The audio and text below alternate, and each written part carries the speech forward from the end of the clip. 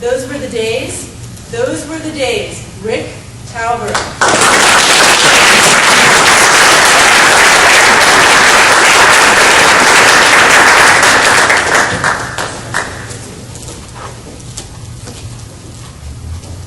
With a show of hands, how many of you have heard of the Darwin Awards?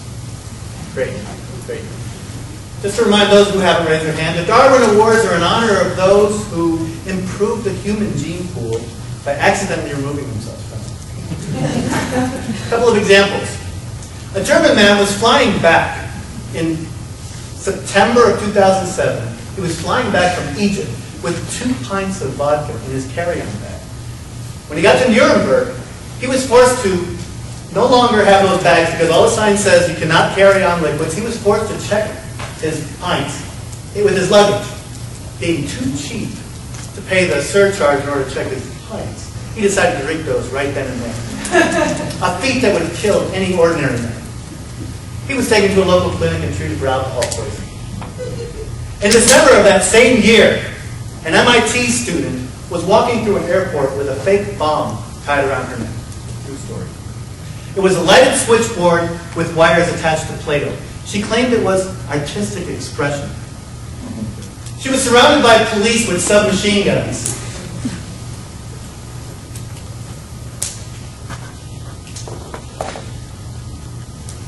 She was surrounded by police with submachine guns.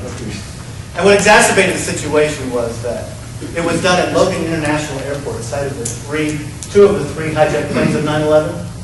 The police were quoted in saying, "It's lucky she's in the jail instead of the morgue." It's because of people like these who have no common sense and do not heed warning signs that companies are forced to put the most ridiculous warning labels on their products, preventing the most obvious of consequences upon their misuse. Some examples. Your common everyday sun shield. You put it inside your car, between the windshield and the dash to protect your dashboard. It says right here, warning, do not drive with sun shield in place. Okay, with a show of hands now, how many of you have actually been tempted to do that before having read the warning sign? Okay, good, me too. This one right here is kind of strange. It says, warning, not to be used for personal hygiene.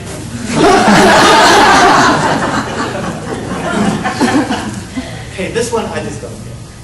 Skippy peanut butter, it says right here, warning, contains peanuts. This must be for the people who have peanut allergies and can't read. Okay, we all know about this one. McDonald's coffee cup, right? It says right here, caution, I'm hot. This one's cute. Superman costume for the Halloween holidays, a 6-month to 1-year-old costume. It says right here on the back, warning, and sorry about this, Miguel, but the wearing of this garment will not enable you to fly. Back in my day, we didn't pay attention to warning signs like that because we got on our garage roofs and we jumped off because we knew we could fly. We learned from our mistakes and it made us stronger. We didn't learn from the mistakes of others. Heck no. We made our own fun and blazed our own trail, and we certainly didn't pay attention to any warning signs telling us how not to stop our chainsaws. We did it with our hands because we could. Now, I'm a child of the 60s, born and raised in Chicago, Illinois, in a predominantly Jewish neighborhood, Skokie. We weren't poor by any means, but we didn't have padding on the ground like they do at the playgrounds nowadays, 4-inch thick rubber padding for floor. Heck no. We had dirt. That's right, dirt. Sometimes strewn with rocks, broken glass, and bricks. But that was a perfectly good playground for any 8-year-old. We had rocket slides. 2 stories of tubular steel stretching out into the heavens, where any kid could climb up on the outside, only to have his hands hit by his friends from the inside, fall down and break his arm. Thank you, that was me. And organized sports when I was growing up? Forget about it. We made our own fun and blazed our own trail, and we played some all-American games growing up. Anybody remember playing Butts Up? This game was played against your garage door with your best friends, and the objective was you threw it against the garage door, the next person caught it. You kept doing that in succession until somebody actually missed it. And if you missed it, that person was responsible for going to the front of the garage door, sticking his butt up in the air, and everybody else had the opportunity to bean it. I knew a lot of kids that never had a chance for a deep voice because of what's up. Another All-American game we used to play was high fly, sometimes called 3 flies up or 500. You throw the ball up in the air, and if you catch it 3 times in a row, you get to be the thrower. Well, in order to make that game challenging, we normally used the rock. And the game was called on the count. The game usually lasted when one kid either got a black eye, chip tooth, concussion, or the game was called on the count of darkness or lightning was just being perfect. Now, somebody actually productized a derivative of this game, and it was really fun. I even remember the commercial to this day. It went like this: red eye, that's the name, red spike game, win the game.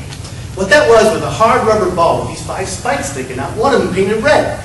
And you threw it up in the air, and everybody tried to catch it. The kid that caught it, the red spike would win. Well, Lefty Horowitz, he's my neighbor.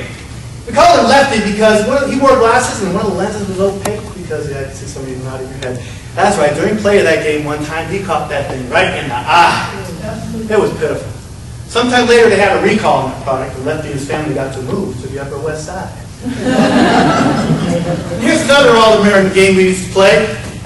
Yeah, I see you guys are nodding your heads. Dog pile.